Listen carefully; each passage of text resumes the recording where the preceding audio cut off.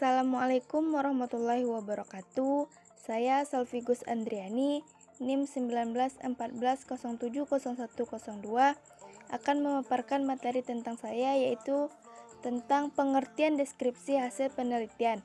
Deskripsi hasil penelitian merupakan gambaran penelitian yang ada sehingga penelitian lebih mudah dimengerti orang lain yang tertarik dengan hasil penelitian yang dilakukan. Mendeskripsikan informasi dari respon ini ada dua macam, jika yaitu dengan data kualitatif dan kuantitatif.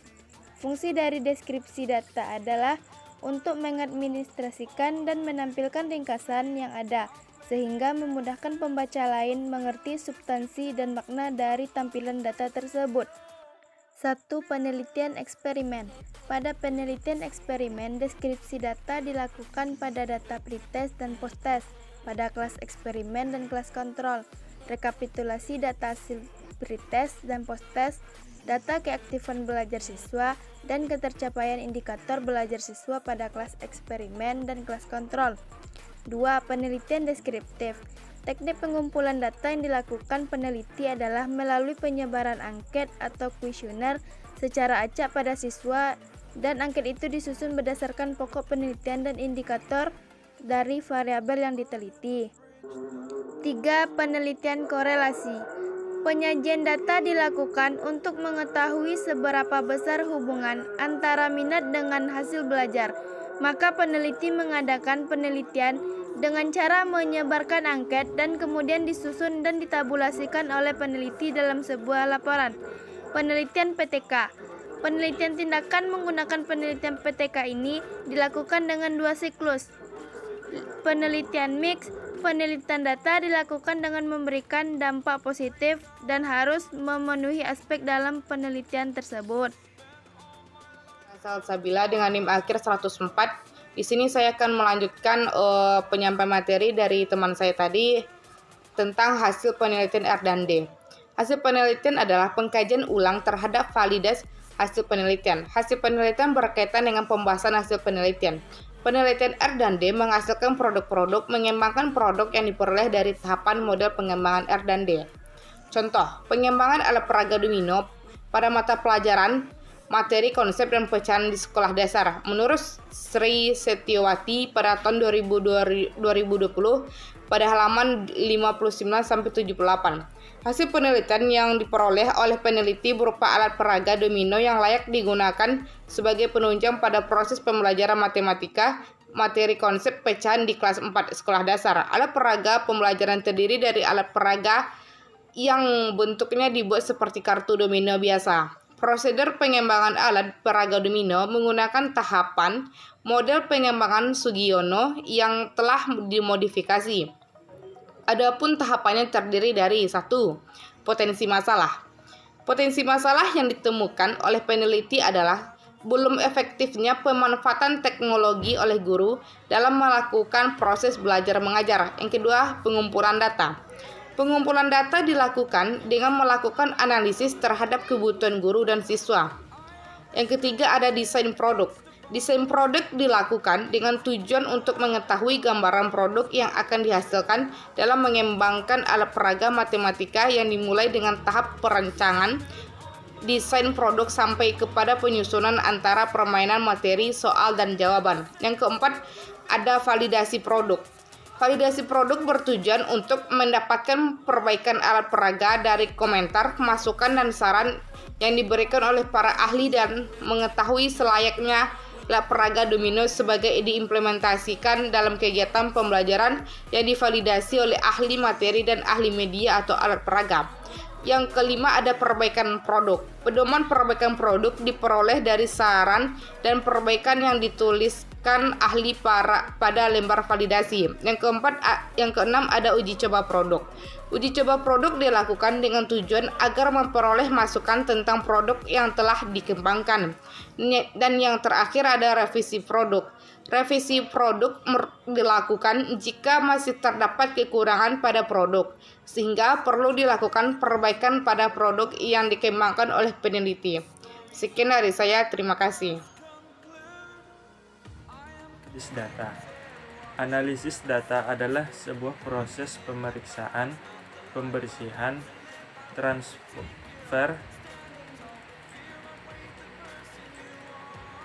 transformasi, dan pengolahan data dengan tujuan menemukan informasi yang berguna, menginformasikan kesimpulan, dan mendukung pengambilan keputusan.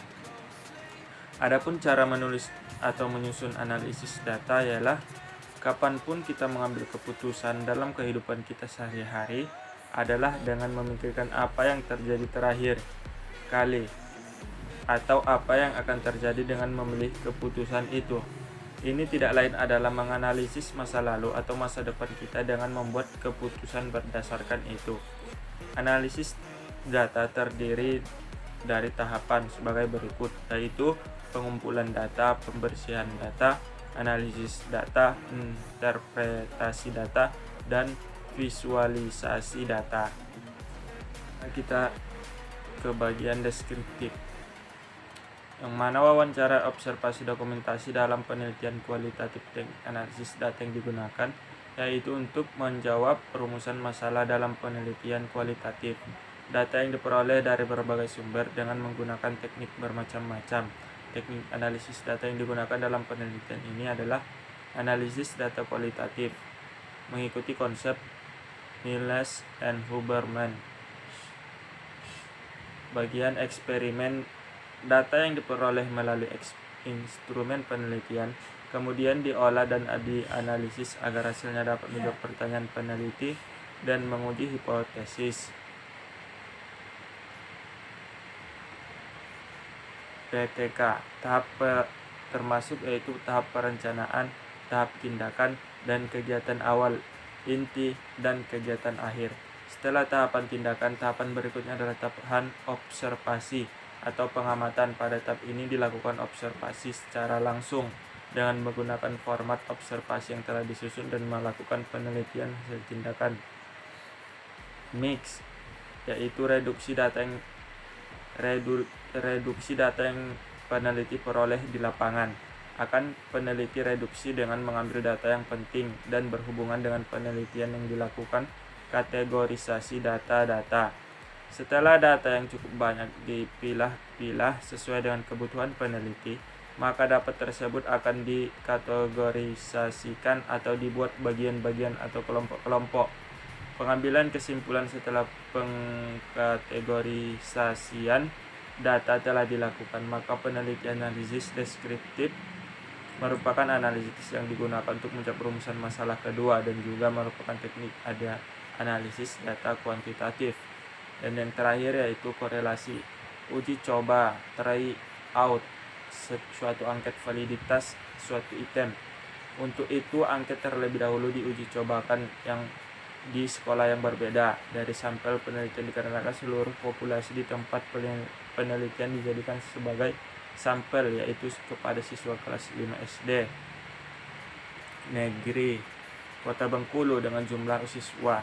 Uji validitas angket dilakukan kepada 50 orang siswa 5 kelas 5A, yaitu terdiri dari 25 siswa A dan 25 siswa B SD Negeri Kota Bengkulu sebagai responden, yang terdiri dari 18 item soal yang tentang minat belajar matematika variabel X. Sekian yang bisa saya sampaikan. Mohon maaf jika ada kesalahan. Baik, saya Devika Usmayanti dengan NIM 1914070101 akan melanjutkan pembahasan makalah kelompok kami poin D dan E. Poin D tentang pembahasan penelitian. Pembahasan hasil penelitian merupakan hasil dari pengamatan yang terdapat dalam teks ilmiah sebagai laporan observasi tentang penilaian terhadap penelitian. Dalam pembahasan penelitian, peneliti membandingkan hasil temuan dalam pengujian hipotesis dengan teori yang ada pada bab teori, apakah ada kesesuaian atau tidak. Jika tidak sesuai, peneliti dapat mengemukakan argumen mengapa bisa terjadi ketidaksesuaian.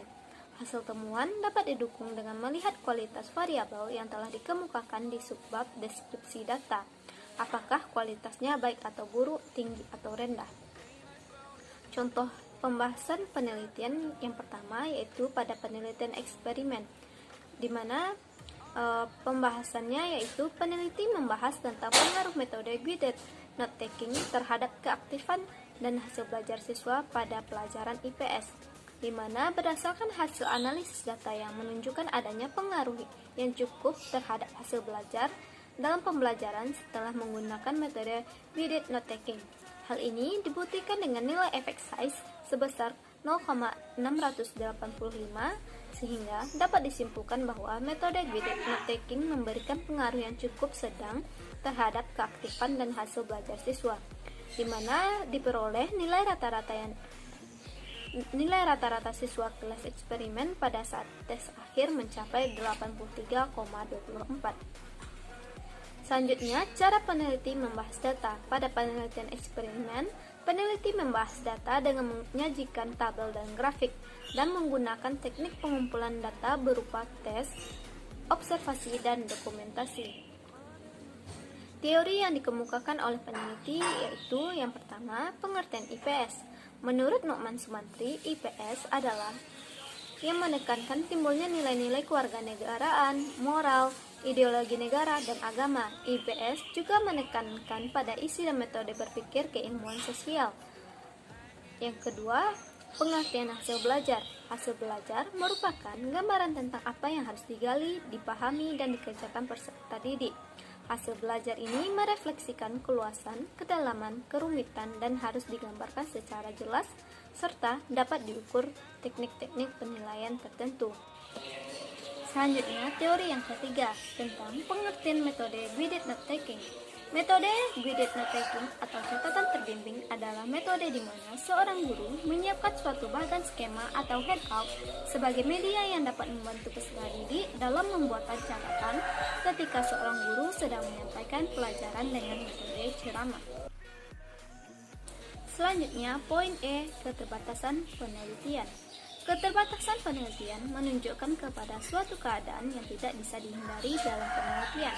Keterbatasan penelitian tidak harus ada pada setiap penelitian, namun seringkali diperlukan agar pembaca dapat menyikapi temuan penelitian sesuai dengan kondisi yang ada. Keterbatasan penelitian yang sering dihadapi menyangkut dua hal. Pertama, keterbatasan ruang lingkup kajian yang terpaksa dilakukan karena alasan-alasan prosedural, teknik penelitian, ataupun logistik. Yang kedua, keterbatasan penelitian berupa kendala yang bersumber dari adat tradisi, etika, kepercayaan yang tidak memungkinkan bagi peneliti untuk mencari data yang diinginkan. Contoh dari keterbatasan penelitian dapat kita lihat pada penelitian eksperimen tentang pengaruh metode guided note taking, di mana peneliti mengalami keterbatasan penelitian dalam penelitian disebabkan oleh beberapa faktor yang sulit dikendalikan.